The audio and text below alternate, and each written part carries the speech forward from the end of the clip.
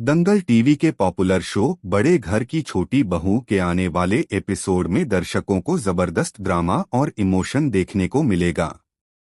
कहानी की शुरुआत अहाना और अर्जुन के रिश्ते से होती है, जहां अहाना गुस्से में अर्जुन से कहती है कि अगर वह उसके साथ नहीं रहना चाहता तो वह खुद ही उसे तलाक दे देगी।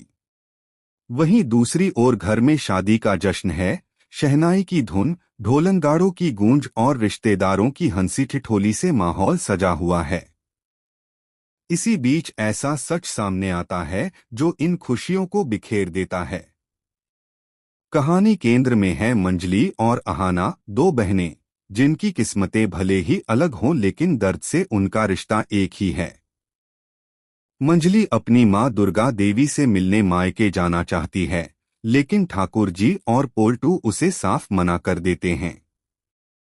मंजली चुप हो जाती है, मगर उसकी पीड़ा सबसे पहले अहाना समझ लेती है। अहाना अपनी बहन का हाथ पकड़कर कहती है कि अब औरतों की आवाज दबाई नहीं जाएगी और इस बार मंजली मायके जरूर जाएगी, चाहे इसके लिए तूफान ही क्यों न उठाना पड़े। ठाकुर जी और बुआ चालें चलकर मंजली को मायके जाने से रोकने की साजिश करते हैं, लेकिन अहाना उनकी चाल भांप लेती है। मंजली हिम्मत जुटाकर कहती है कि अगर उसे रोका गया तो उसकी तबीयत बिगड़ जाएगी और इसकी जिम्मेदारी सबकी होगी।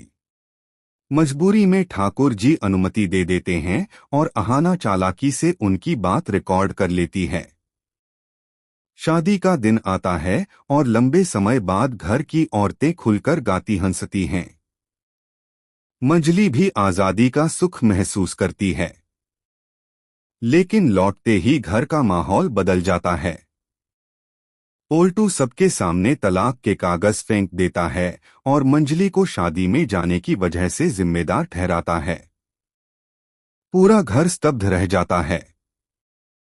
तभी अहाना सच उजागर करती है और सबके सामने रिकॉर्डिंग चला देती है, जिसमें ठाकुर जी मंजली को मायके जाने की इजाजत देते हुए सुने जाते हैं। यह सुनकर पोल्टू और ठाकुर जी की चालाकियां बेनकाब हो जाती हैं।